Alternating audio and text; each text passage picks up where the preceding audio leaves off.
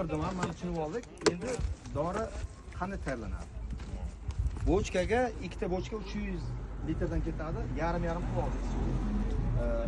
Suv solganda ham yumshoq suv solish kerak. Ishqori baland suv, qattiq suv solinmaydi.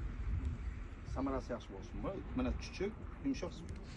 Endi tayyorlash uchun albatta plastmassa sapni olinadi. O'sha matchning rasor deyiladi rus tilida, lekin o'sha ona olamiz har bir preparatni alohida bunda eritib, qo'zg'ab keyin solinadi. Hammasini birdan qilinmaydi. Bir xillar bitta narsa bo'ladi. Men shunda ko'rganman fermerlarga. Masalan, mana bundan 200 gram solish kerak, bochkadan quyadi. Bu ani qilmaydi. Tushunarlimi? Aralashmaydi. U noto'g'ri narsa. Shuning uchun hozir ona qani boya biz soluvchi yigitimiz olinadi. Endi mana birinchi masalan Alfa Guard bu hasharotlarga qarshi mana bu yerda instruksiyada yozib qo'yilgan shiralar, tripslar, bug'doyda uchraydigan zarar kunandalardan shira, o'sha shilimshiq qurt, boyagi keyin xasva, zararli xasvaga gektariga 200 gram.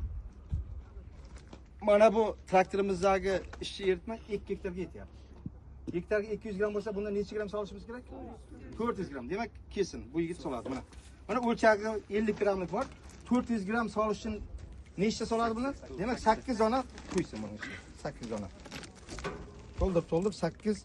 Demak, 8 sasi 50 gramdan 400 gram bo'ladi. Mana endi e'tibor beringlar. Rangi bor, hidi bor. Nima uchun rang hid qo'yadi? Qo'shadi. Yo'q, hasharotni hid o'ldirmaydi, boshqa. Bu erta o'sha zararli modda bo'lganligini bildirish uchun. Shunaqangi yomon hid beradi, o'sha rangni beradi. Tasavvur qilinglar, hozir bitta yosh bolacham bersa, bu sutdan deb ichib qo'yishi mumkin-da. O'shaning uchun hid bilan rang beradi. Hid o'ldirmaydi hasharotni.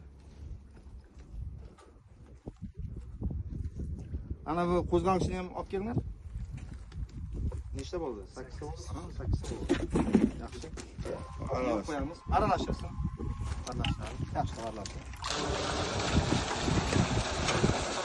Bo'ldi. Chiqsin tepaga chiqingizlar. To'xtat.